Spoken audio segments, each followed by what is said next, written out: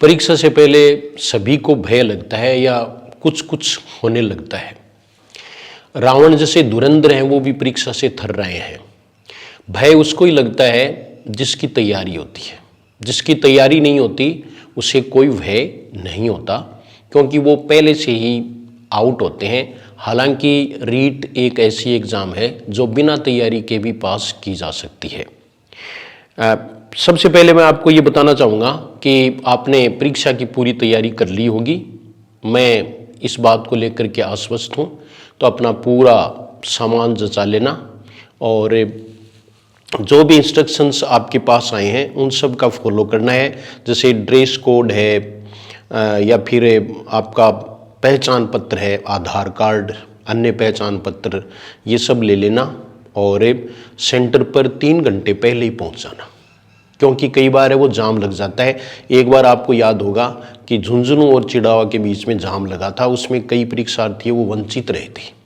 तो ऐसा हमें इन परिस्थितियों का सामना नहीं करना पड़े और आप समय से पहले ही वहाँ पहुँच जाएं।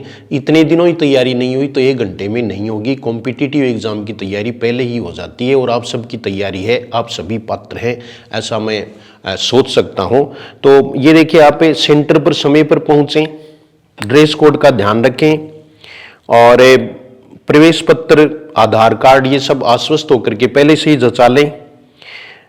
दूसरा है कि पेन, नीला या काला जो भी बॉल पेन है वो घिसा हुआ पहले से आपका चलाया हुआ है वो होना चाहिए, ताकि गोले काले करने में आसानी रहे।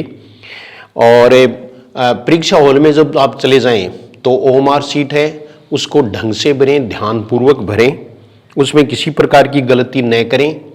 अगर इस तरह की कोई बात है तो आप इन्विजिलेटर है उससे पूछ भी सकते हैं, ऐसी कोई बात नहीं है कि इसमें क्या करना है वो आपको बताएंगे। और एक दूसरी बात है जो अपने अपने विश्वास की है कि आप पेपर शुरू करने से पहले राधे राधे ज़रूर बोलें, कमेंट भी करेंगे कि आप बोलेंगे क्या। और अपने इष्ट को याद करें, जैसे हनुमान जी को, यानी राम जी को, कृष्ण को, राधा को, जो भी आपका इष्ट है, जीन माता, ऐसे कमेंट भी मेरे पास आते हैं, तो याद कर लें और आश्वस्त होकर के बैठ जाएं, रिलैक्स रहें, एकदम से अपने आप को सुस्ता लें। और फिर पेपर करते समय आपको टाइम मैनेजमेंट में आपको बता देता हूँ कि टाइम मैनेजमेंट है वो आपका कैसा होना चाहिए। कईयों को ये है कि ये 150 मिनट है वो हमें टाइम मैनेजमेंट क्या करें, तो मेरे अनुसार आप क्या करोगे ये बता देता हूँ आपको। फर्स्ट जो इसमें 4 खंड है, तो फर्स्ट खंड है उसमें 30 प्रश्न है तो 30 मिनट लगा दें। ये देखिए, क्योंकि 150 प्रश्न है, 150 मिनट में करने हैं, तो इसका काम तो आपको सही है। क्योंकि साइकोलॉजी के भी कुछ प्रश्न है वो सोचने के लिए मजबूर कर देते हैं, तो थोड़ा सा टाइम लग जाता है। दूसरी बात देखिए, लैंग्वेज, यानी इसका सेकंड खंड है ये हिंदी। अगर आपके हिंदी है तो उसमें आपका पेपर 20 मिनट में ही हो जाना चाहिए, 20 मिनट ही लगेंगे। हिंदी में सबसे कम समय लगता है, पैसेज होते हुए भी कम समय लगता है, और आपको आता है तो आप जल्दी जल्दी करेंगे। फिर ये देखिए थर्ड है, ये सेकंड लैंग्वेज का है, तो सेकंड लैंग्वेज है उसमें ये 10 मिनट आप काम में ले लें, यानी ये 40 मिनट आपको लग सकती है। क्योंकि हमें संस्कृत पढ़ने में भी टाइम लगता है तो इंग्लिश पढ़ने में भी टाइम लगता है, और बाकी तो सबका एक जैसा नहीं हो सकता, कुछ अपवाद भी हो सकते हैं। तो ये 40 मिनट आप इसमें लगा दें, ये टाइम पूरा हो गया। और फिर चौथा जो खंड है वो आपका सब्जेक्ट का है ही, इसमें आप 40 मिनट लगा दें। इस प्रकार से आपके 150 मिनट हैं वो एडजस्ट हो जाएंगी और ब्रेक के लिए समय मिलेगा ही आपको। तो आप सभी प्रश्न हैं उनमें गोले काले करना अनिवार्य है, किसी भी प्रश्न को नहीं छोड़ना है। दूसरी बात रीट के बारे में ये बताऊंगा मैं आपको कि 5वां विकल्प भूल करके भी ब्लैक नहीं करना है, अन्य जो 4 हैं उनमें से एक जरूर करना है। ये पक्का याद रखना है आपको। 5वां विकल्प है वो इसमें ब्लैक नहीं करना है। कईयों के दिमाग में ये है कि जो प्रश्न हमें नहीं आ रहा है उसमें 5वां ही करें, आपको नहीं करना है 5वां, वरना आप उससे आउट हो जाओगे, आपका प्रश्न चला जाएगा।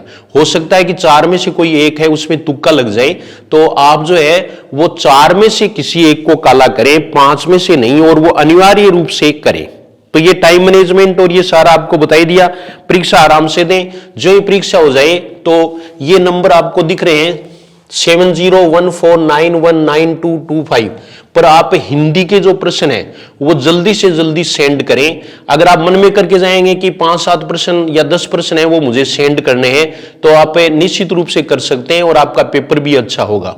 तो लास्ट में आपको समय मिले उस समय जो है वो हिंदी के प्रश्न देख लें ताकि अपन हिंदी के जो 30 प्रश्न है वो जल्दी से जल्दी जो है उनका आंसर आपको मिल सके।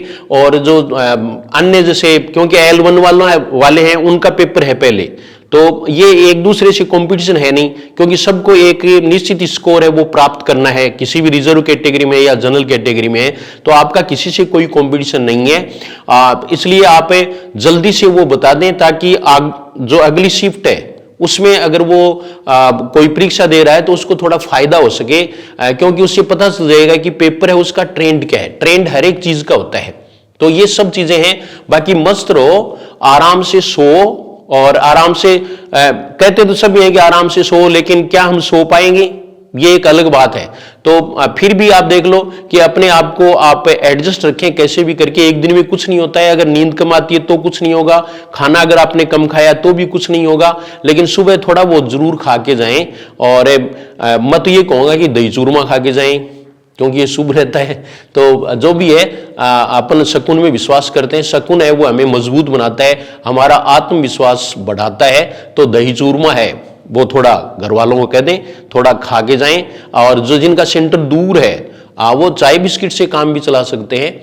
तो ऐसा आपको करना है। और अभी जैसे समाचार मिला है कि जो बोर्ड के अध्यक्ष हैं आलोक राज, उन्होंने कहा है कि 1 तारीख को आपको गुड न्यूज मिल जाएगी, 3rd ग्रेड की वैकेंसीज हैं वो आउट हो सकती हैं और उनकी घोषणा हो जाएगी कि परीक्षा कब होगी। तो वो बात हमें बाद में देखनी है और उसके लिए 3rd ग्रेड के लिए रीट होना आवश्यक है। रीट का एक ही महत्व है और वो क्या है, 3rd ग्रेड के लिए पात्र होना। तो इसमें आप निश्चित रूप से पात्र होंगे और इसीलिए मैंने ये यहाँ है happy REET to all students. तो हैप्पी रीट टू यू, सफलता के लिए मैं आपको अग्रिम बधाई देता हूं और आप निश्चित रूप से पात्र होंगे। मैं भी ये प्रार्थना करता हूं कि आप सभी पात्र हो जाएं और वो भी अच्छे अंकों से पात्र हो जाएं।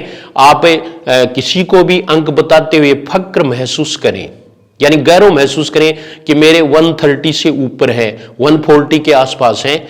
तो निश्चित रूप से आपको सफलता मिलेगी, घबराने की बिल्कुल जरूरत नहीं है। बस प्रश्न को ध्यान से पढ़ें और फिर उत्तर दें, एक एक बार सोच सोच करके उत्तर दें। बहुत ज्यादा टाइम भी नहीं लगाएं क्योंकि इसमें 150 प्रश्न है तो 150 मिनट है, बहुत ज्यादा टाइम नहीं है। इसलिए आप अपने टाइम को खुद मैनेज करें, अपने हिसाब से अपना हिसाब किताब देख करके ऐसा करें। तो निश्चित रूप से आप पात्र होंगे। परीक्षा के बाद अपन जरूर मिलेंगे और परीक्षा के बाद मैं जरूर आपसे मुखातिब होऊंगा, आपसे चर्चा भी करूंगा, क्योंकि आपसे बातें करके मुझे अच्छा लगता है। हालांकि मैं अकेले में बात कर रहा हूं लेकिन मुझे लग रहा है कि मेरी बात कोई सुन रहा है। और कमेंट है वो जरूर करें, अच्छे से कमेंट करें। और मैं अंत में यही कहूंगा, ऑल द बेस्ट, सभी पास हो जाओ। Thank you very much.